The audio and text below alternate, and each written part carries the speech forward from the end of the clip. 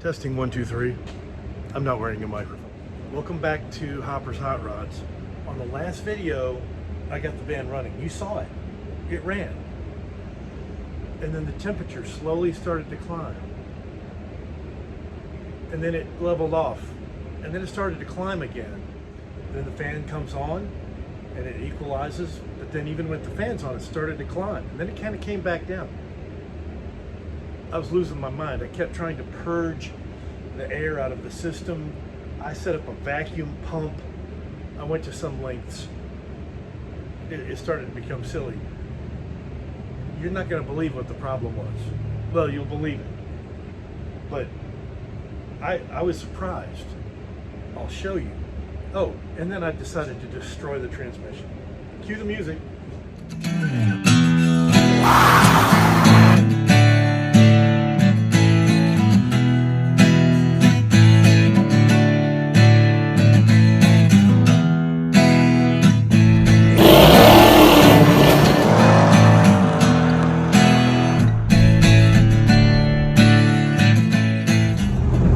Welcome to Hopper's Hot Rods. We're running, we're driving, we're test driving, you know, maybe a couple of thousand miles or so. I don't know what river that is, but it's picturesque.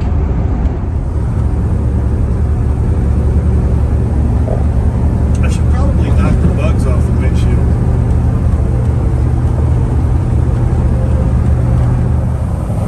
Well, we're cruising at about 80. Got the trailer back there.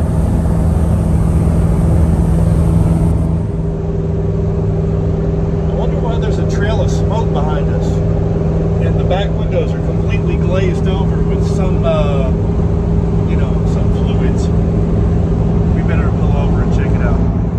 Well, I left it unlocked while I was at Buc-ee's inside, getting a big ice water with a splash of tea in it. And somebody has stolen about a gallon of transmission fluid out of this thing. There's nothing left behind but some black soot and smoke that was coming out of the dipstick tube. Let's see if we can figure this out. There's a...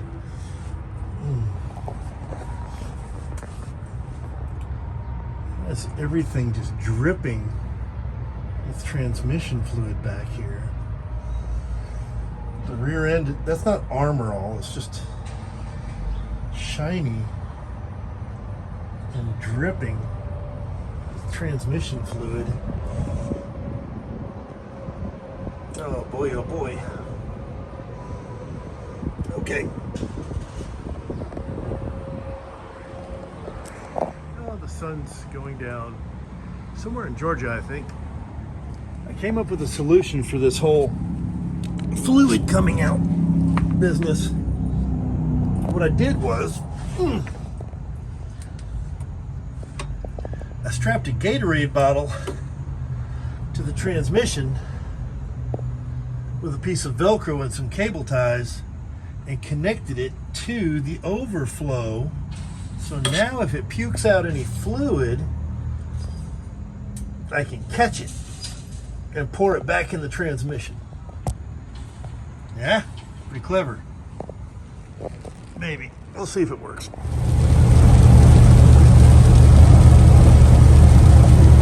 Well, I know where we are. There's the Waffle House. Oh, this thing didn't get lightness. Doesn't make any difference. Temperature's staying cool now, though. Well, it's been a few hundred miles. Let's go back under here. See what it looks like in the, you know, Gatorade bottle. Nice so far. It doesn't look like it's puked up any. I've been really babying it.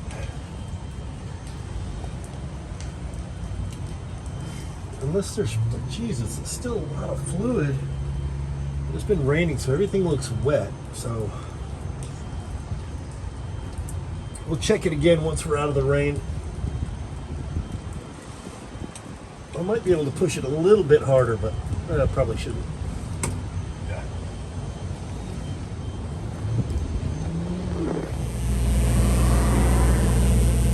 Where's the smoke coming from?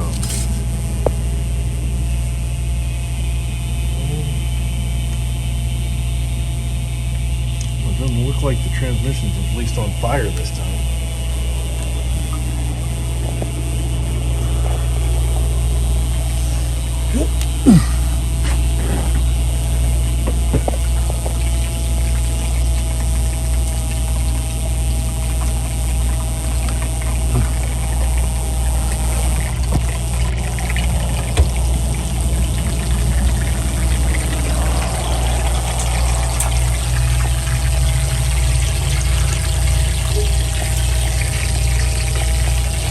Sounds like the transmission is boiling.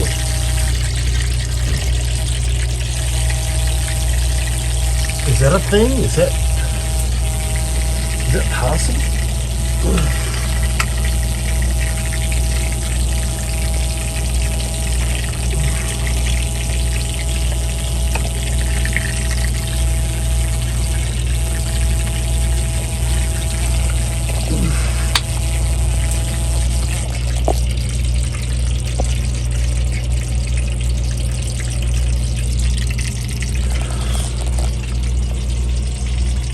Let's add a bunch of fluid and see if that helps.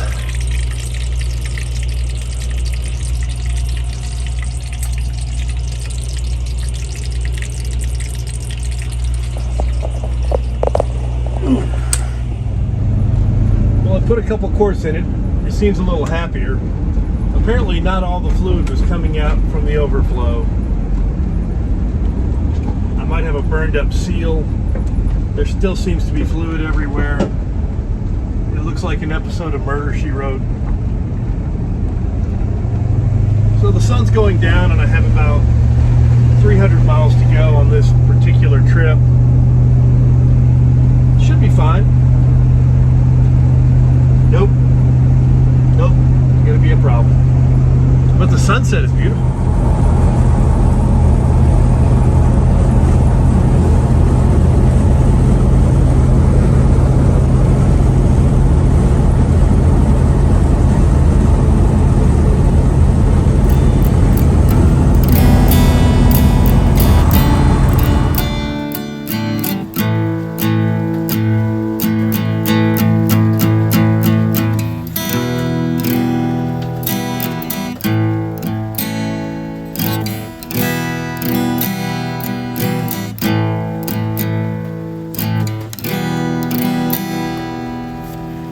In the Walmart picking up the third jug of transmission fluid to try to keep this thing going down the road, and I was thinking, what on earth would fix this thing? It's shifting really hard and slipping out of gear on the highway, and the answer was right in my face the whole time. Look right here. Transmission fix. Stop, slip, and hard shifting. How dumb that I didn't put this in hundreds of miles ago. This will cure our problems, right? Yeah, we'll see. Let's pull out the dipstick that is comically long. So this will fix everything. Boy, oh boy. They don't want you getting in this thing. Holy moly.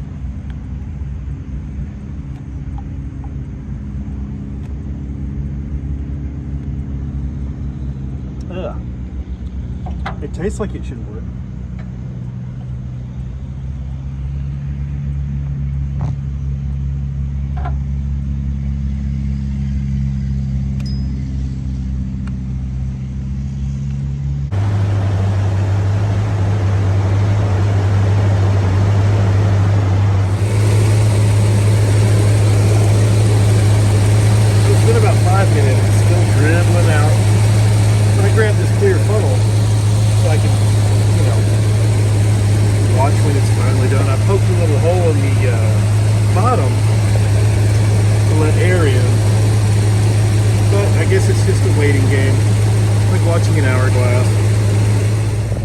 Okay, let's just see if that fixed our our late shifting transmission here.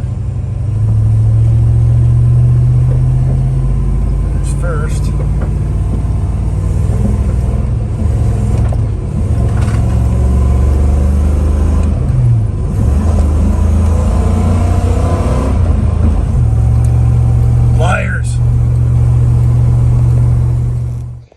It's only leaving a spot of transmission fluid, just a spot every 6 inches all over the floor, everywhere, every time I stop anywhere. But it's taking less than a gallon to make a trip with the trailer. So I wouldn't say it's completely reckless, but we need to figure out where this leak is coming from and probably fix it. Here's your problem. There's an engine right in the way between us and progress. It's been a few thousand miles. I've changed the break-in oil, and it's time for its first real oil change. So let's throw it on the lift and remove the exhaust, because that's apparently the first thing we do.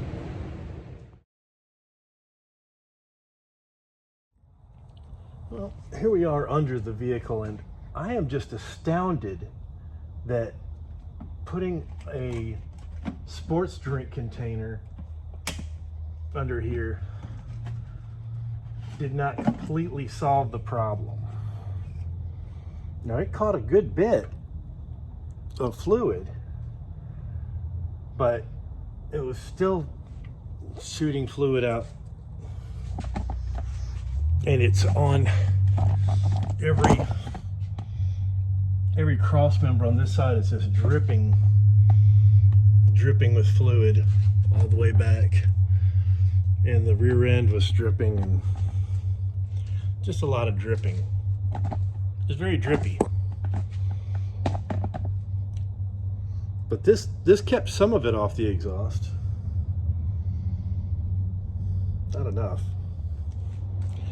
Here's our list for tonight to get started before we make the next list of things we're going to actually fix. Disconnect the battery, drain the transmission, drain the oil, drain the radiator. I'll explain why. We're going to go ahead and remove the seats. We'll probably remove the dash. I need to do some wiring. We need to take out the drive shaft, the exhaust, because we always take out the exhaust. Remove the cross member and remove the transmission, and then make a new list. That one's more important than the rest of it. So, as many times as I've done this, I still forget that the transmission jack won't get low enough to get the transmission out from under the vehicle without taking this tire off. I've puzzled it. I've gone forwards, backwards, wedged it. It's just a lot easier to just yank off one tire.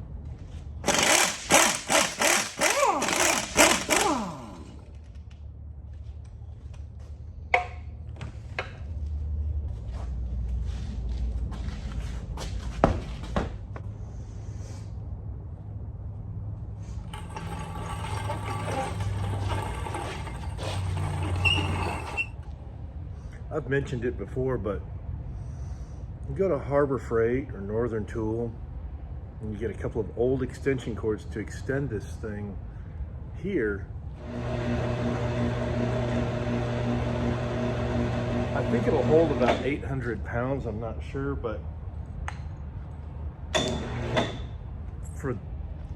it was less than $100, and I use it on engines, transmissions, connected, apart. Super handy.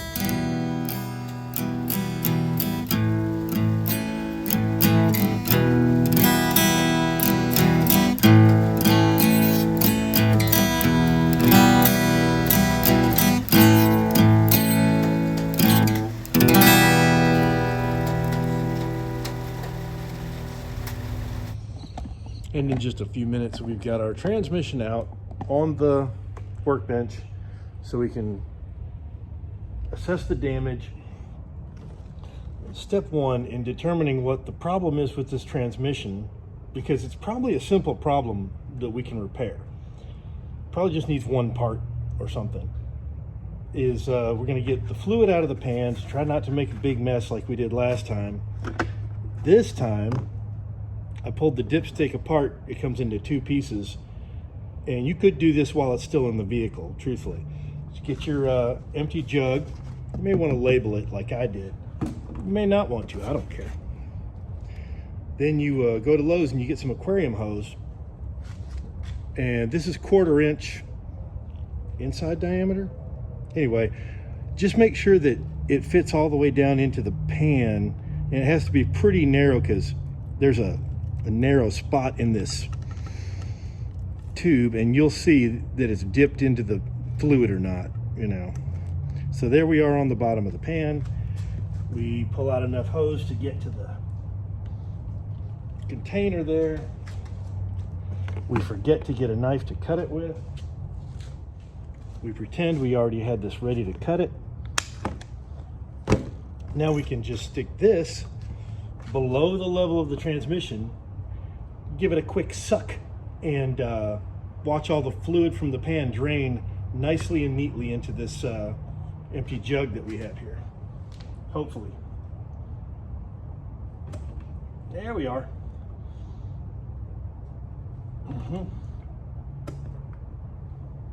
And if more than a gallon comes out, then we'll just lift it up above the level of the pan and put another jug under there.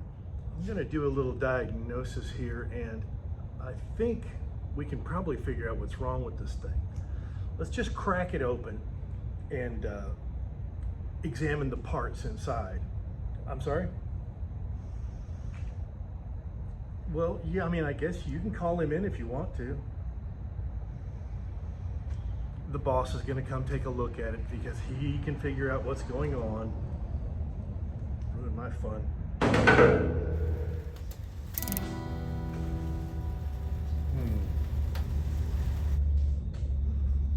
Let's have a look. Yes, yes, indeed. It's obvious to me that there was some sort of burglary and second gear was stolen and some of the fluid was stolen out of it. So you think someone made off with the fluid and second gear? That's your theory? Well, yeah, that's obviously what happened.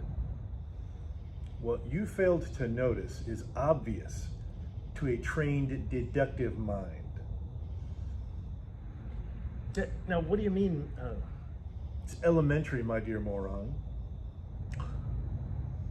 Here's the evidence. There's the Cajun blackened dipstick tube and dipstick. There's the burnt viscous slurry adorning the undercarriage. This transmission was not, as you suggest, the victim of fluid and gear burglary, but it was a victim nonetheless of a far more heinous crime. Through demonstrative neglect and abuse, this transmission has been murdered. Okay, Inspector Clouslow, you tell me what's wrong with it.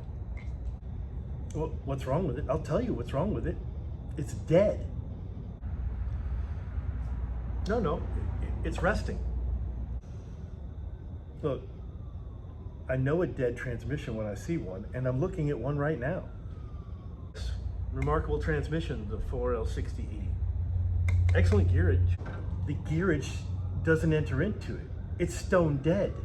No, it's resting. Well, all right, if it's resting, then I'll wake it up. Hello, transmission. Hello, hello.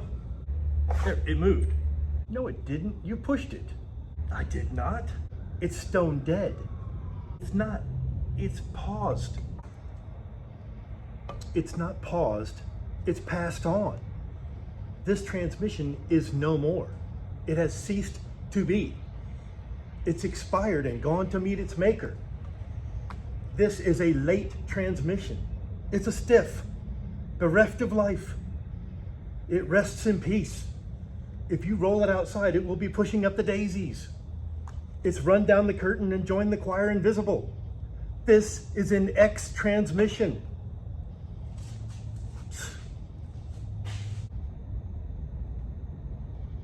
Well, I think I can fix it. I'm gonna shop for some parts. Well, it took a bit of doing, but I have finally determined the part I need to repair this transmission. And I really only needed one part. Well, I mean, it's a set of parts. The rear seal inside the tail housing and the rear other seal. And well, here, I've got the other part right here. There's the new rear seal down there, and the new everything in between, and the new torque converter. But that's it, just one part, and this thing will be as good as new. Yeah, it was a little better to just go ahead and get a freshie. So now I just need to transfer a couple of things off this, some fittings, and the shifter little adapter thing, and the speed sensor.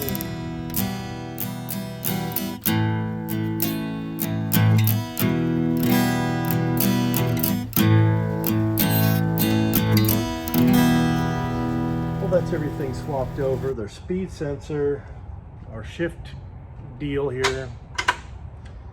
I left the mount a little loose in case it needs to move around a little to get the bolt started in the vehicle. And I don't know if you can see this. I'm going to bring you in a little closer here. You can tell this one I went ahead and marked. This is how the hot fluid comes out to be cooled off, and that's the fluid going back in. But there's a pretty significant difference in the color of it was anodized black, but now it's like sort of a brown color. That's how hot the fluid was coming out of here. It changed the color of this fitting, but not this fitting as it was going back in cooler. Pretty wild. So besides pushing out of the seal in the tail housing, it was pushing out through the pan gasket, which we had just replaced, pushing out through the dipstick tube and coming out where it joins, and pushing out through the front seal and putting fluid in the bell housing. It had become a dextrophiliac. It was just losing and oozing fluid from everywhere it could, pretty much. You can see our burnt up transmission has a 36 stamped on the side, and our replacement has a 40 stamped on the side in the same spot. That means that this one is, you know, four better than that one. 4 stronger, probably. But that's not all. This one has a Corvette servo here. It's got a Beast sun shell. The sun shell is a part of the transmission that keeps the interior from being burnt by the sun, I guess. There's a moon shell, better than stock. It does have Kevlar wideband internet. It's got a 3/4 clutch blacking plate to blacken the clutches, and the torque converter, which I'll show you. The stock torque converter has a stall of like 1800 to 2000 range. This one, 1800 to 2013. So again, better than stock. The new transmission is mounted in place, cleaned up the cross member, no more oil all over that. I haven't plugged in the wires or run the coolant lines yet because we're going to run an external cooler, and that hasn't come in the mail yet. Hopefully today. 22. Meanwhile, under the van, I've got a blinding light set up. Here's our transmission cooler lines, okay? And since we completely burned up that other transmission, this is a step you should always do if you're putting a new transmission in, and probably even if you're just going to service your transmission. O'Reilly sells this stuff. It comes with a hose, and it comes with a little adapter. Where did I put that? Hold on. It comes with a little adapter that you can trim and just slide into various size hose, or this will fit most normal transmission hose ends, like the fitting on your cooler. It won't for us because we switched over to the AN fitting. So what we're gonna do is take one of these ends off, and you shoot this cleaner through the hose, and it goes through the transmission cooler and cleans all the burnt fluid and residue and crap out of it. And it's a pretty important step. I would not skip this step. I'm just going to try to unscrew this end and remove it without having to make a whole new end. I don't know if it's going to work, but we're going to try it. So it's important to keep an old cashew nut container around so you can put the other hose into that. So when you blow all this stuff out, it's got somewhere to go. Second, I'm going to trim this off because we don't need it to be that small. Well, that's not going to work unless I go ahead and take this part off too. Okay, after 10 minutes of fooling around, this is as easy as slipping this in here. I'm going to clamp that.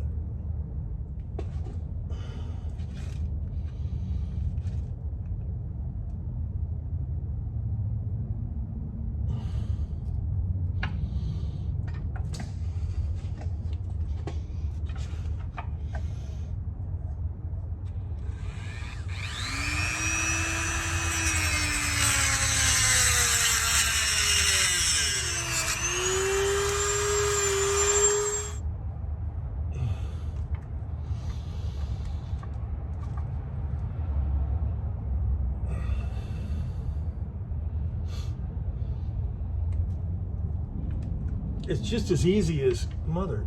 Get in the.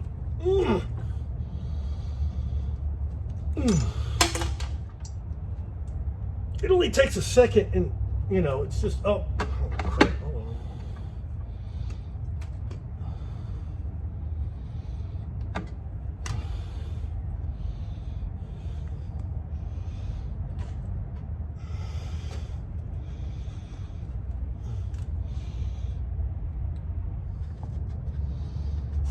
It's so simple and easy now that you can, what does it say here? I better read the directions. Does it say shake well?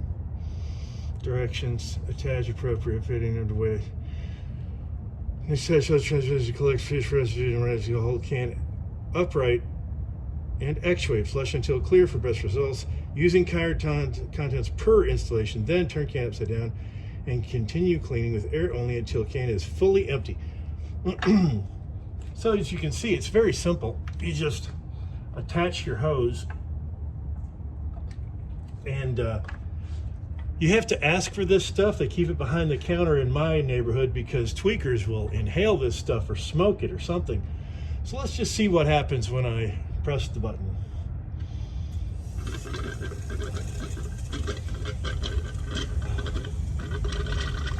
There it goes, shooting all that crap out.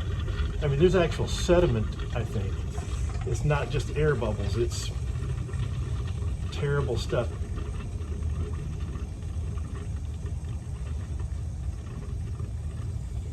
It's only $5 or $6, so it's definitely worth doing just to get all that out of the cooler.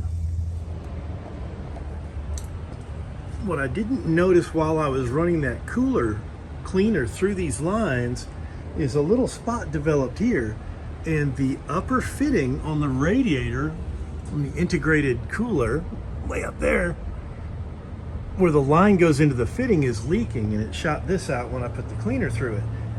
So is that because of these Evil Energy reasonably priced fittings and hose, or is it because I got it so hot that it, you know, could have partially melted a little bit of the rubber? Well, you know, was it my fault or is it crappy stuff? But I'm going to redo the fitting anyway because all the other ones weren't leaking.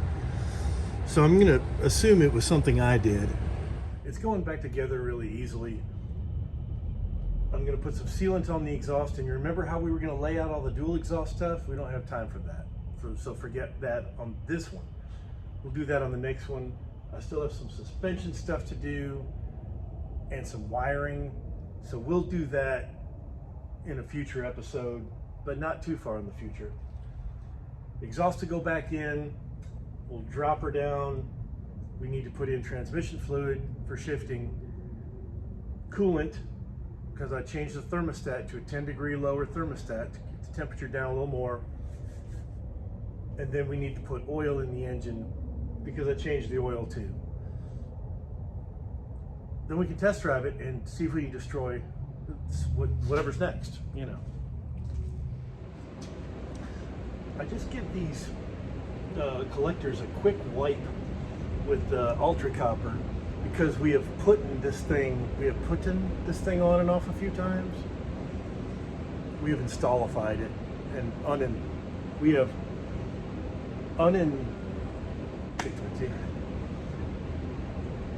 I put a little Ultra Copper on these just to make sure they don't leak.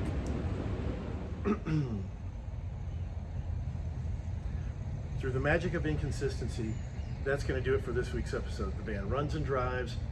I drove it a couple of thousand miles on the new transmission. It works great. There's a few little tweaks and one tiny droplet of fluid that comes out one of the fittings that I made. I probably did it wrong. I'm going to redo it before I say that the Evil Energy fittings and lines are not a good value or good purchase. Although I did have one that leaked. Anyway, I'm going to try one more time with the Evil Energy fittings just to make sure it's not something I did. And if it leaks again, we'll switch to a different system. We'll pivot. So next week we're going to have different stuff, and we're going to have some footage from the road, and we'll do some testing and a little bit of fine tuning on the Terminator X Max and spin the tires. It'll be fun.